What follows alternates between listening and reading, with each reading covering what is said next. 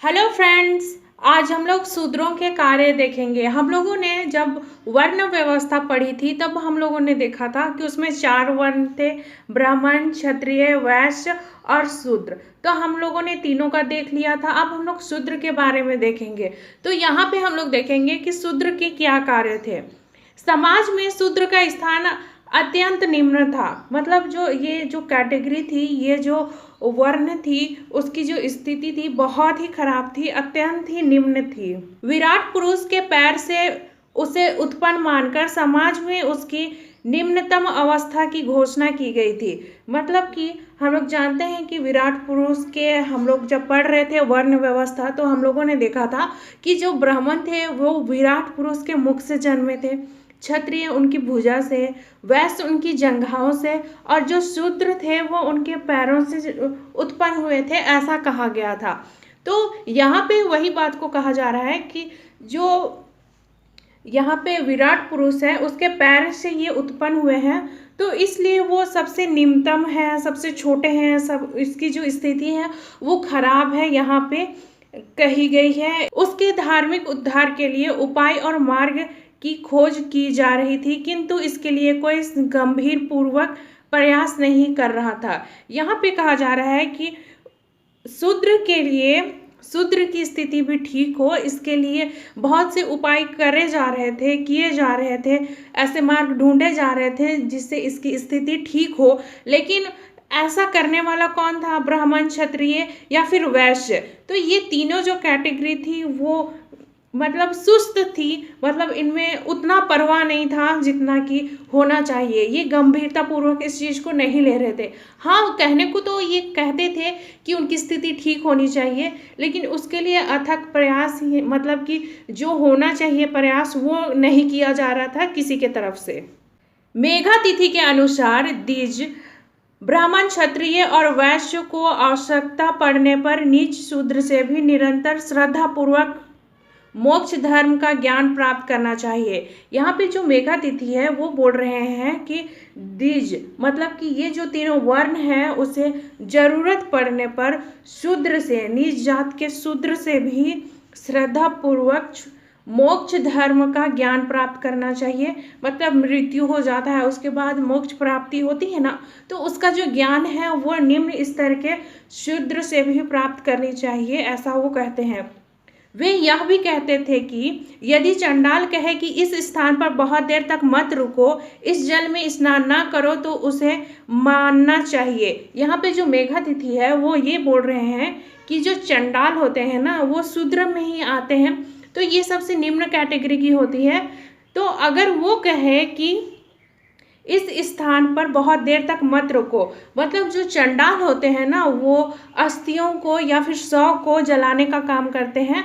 तो अगर वो वहाँ पे है, जला रहे हैं, तो वो बोल सकते हैं या बोलते भी हैं कि आप यहाँ पे ज़्यादा देर मत रुकिए, आप चले जाइए। तो ऐसे उनका जो कहा है उसे मानना चाहिए। इस जल में स्नान ना करो, मतलब वो ये भी बता सकते हैं कि कहाँ का पानी कैसा है, उससे नहाना है या नहीं नहाना है, तो उसकी बात माननी चाहिए। क्योंकि जब वो किसी खास एरिया का इस काम को करता है तो वो ज़्यादा जानता है आपसे, तो वो आपको राय दे सकता है, तो उसकी जो भी राय होगी उसे आपको माननी चाहिए, ऐसा मेघातिथि कहते हैं। चंडालों का वचन भी एक प्रकार का धर्म होता है। यहाँ पे कहा जा रहा है कि जो चंडाल कुछ भी बोले तो वो उसका एक धर्म होता है, एक काम होता है, इस तरह का बोलना, इस तरह का आज्ञा देना, तो उसका पालन करना चाहिए।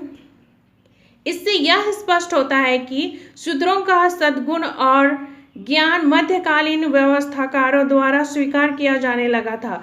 यहाँ पे कहा जा रहा है कि जो भी शूद्र बोलते थे, मतलब कि निम्न जाति के शूद्र, तो उनका कहा हुआ मध्यकालीन व्यवस्थाकारों, मतलब मध्यकाल में जितने भी व्यवस्थाकार, जितने भी इतिहासकार या फिर जो भी व्यवस्था थी उस समय समाज की, तो वो समाज इनकी बात मानती थी, इन्हें स्वीकार करती थी, इनके आदेशों का पालन भी करती थी। मनु के समय शूद्रों की स्थिति अत्यंत संकुचित और दयनीय थी।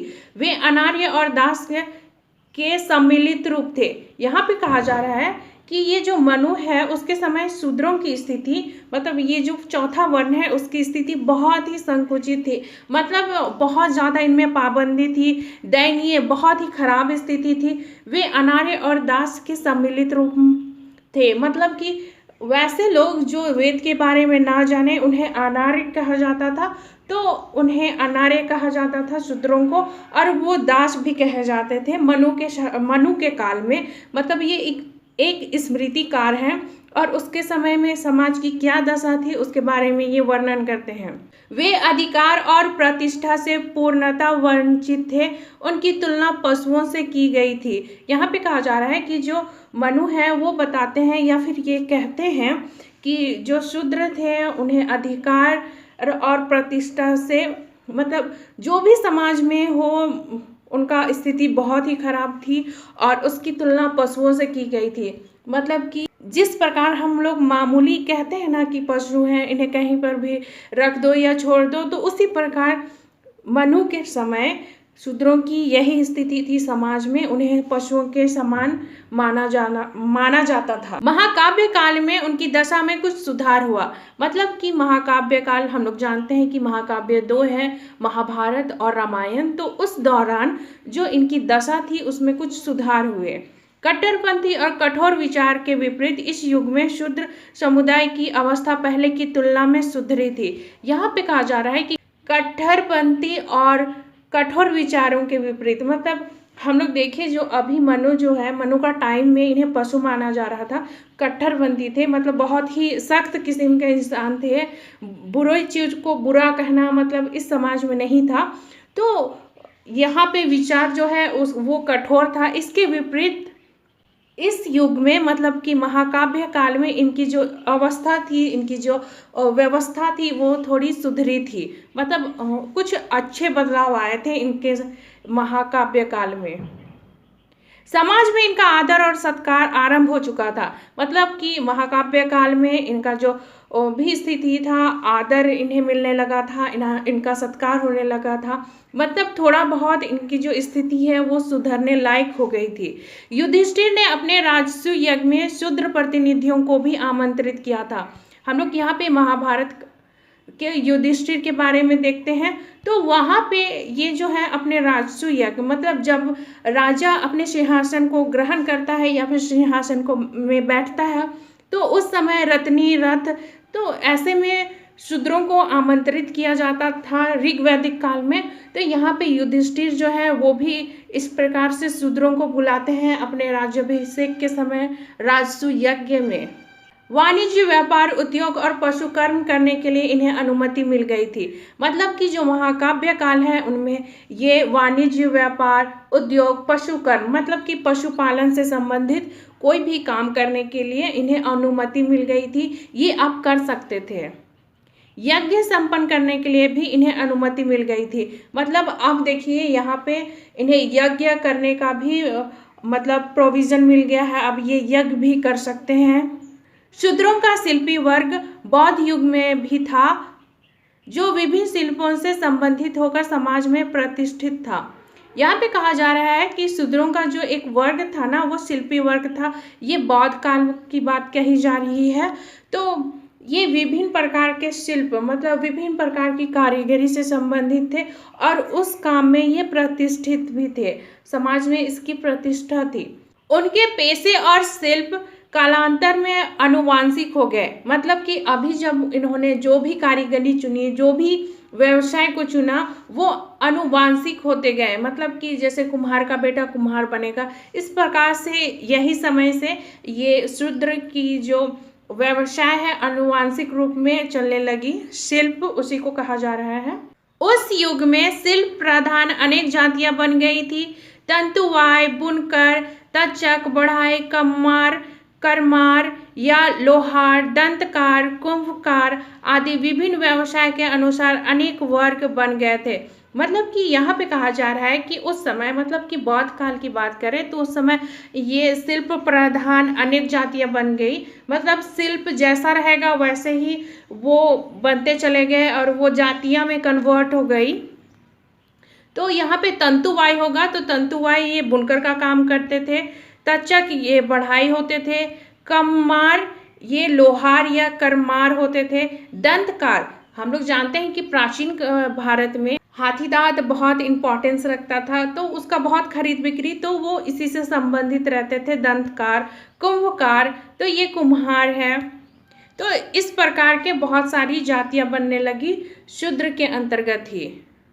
पुराणों में भी उसके प्रति उदार भावना व्यक्त की गई। मतलब पुराणों की जो रचना है वो गुप्त काल में ज्यादा हुई है, तो इस काल में उसके प्रति मतलब शूद्रों के प्रति उदार भावना व्यक्त की गई। मतलब उदार का अर्थ यहाँ पे ये है कि जो शूद्र है ना उसके लिए और भी कर्म की व्यवस्था की गई। उन्हें जो स्ट्रिक्ट करके मतलब एकदम पाबंदी लगा दी गई थी, उसमें थोड़ा छूट मिला। इन्हें और भी काम करने के लिए प्रोत्साहित किया गया। मतलब इन्हें थोड़ा और भी जगह व्यवसाय के लिए, जीविका के लिए काम दिए गए। उन्हें दान करने की भी अनुमति प्रदान की गई, किंतु इस उदार भावना के विपरीत वास्तविक जीवन में उनका स्थान प्रशंसनीय नहीं था। यहाँ पे कहा जा रहा है कि उन्हें दान करने की भी अनुमति दी गई शूद्रों को, लेकिन भी अगर हम लोग गहराई से देखें तो इस काल में भी जो शूद्र हैं वो उनका जो लाइफ है, उनका जो जीवन है, वो उसमें बेहतर परिवर्तन नहीं हुआ। वो अब भी इस चीज को झेल रहे थे। मतलब कि उनमें जो पाबंदी लगी थी वो पूरी तरह से हटी नहीं। हाँ, थोड़े बहुत परिवर्तन देखे गए, लेकिन वास्तविक जो जीवन था उनका एकदम नहीं बदला। सामाजिक और धार्मिक क्षेत्र में उन्हें एक ओर से सूत्रों के माध्यम से अवरुद्ध कर दिया गया था और दूसरी ओर थोड़ी बहुत उदारता दिखलाते हुए उनसे उच्च कार्य करने की आशा व्यक्त की गई थी। यहाँ पे कहा जा रहा है कि सामाजिक और धार्मिक क्षेत्र में मतलब कि जैसे कि हम लोग देखें कि समाज हो या फिर पूजा पाठ हो, उसमें सूत्रों के माध्यम से मतलब कि प्राचीन काल के जो भी ग्रंथ है उसको पढ़ के या फिर उसी को फॉलो करके वो उन्हें दबाते थे, उनके मार्ग को अवरुद्ध करते थे। मतलब कि उन्हें आदेश दिया जाता था कि आप ये नहीं करेंगे, आप वो नहीं करेंगे। और दूसरी तरफ देखा जाए तो थोड़ी बहुत यहाँ पे हम लोग देखें कि उन्हें दान देने की जो है परमिशन मिल जाती है, अनुमति मिल जाती है। तो ये उनकी उदारता दिखाते हैं और फिर बोलते हैं कि फिर यह आशा रखते हैं उनसे कि ये थोड़े बहुत ऊंचे काम करें। तो एक तरफ से तो इन्हें दबाया जाता है सूत्रों के माध्यम से और एक तरफ से इनसे आशा की जाती है कि ये कुछ ऊंचे काम करें। तो इस प्रकार तो कोई डेवलपमेंट नहीं होगा किसी का। तो इस प्रकार हम लोग ये शूद्रों की स्थिति देख लेते हैं या फिर शूद्रों के कार्य कहें।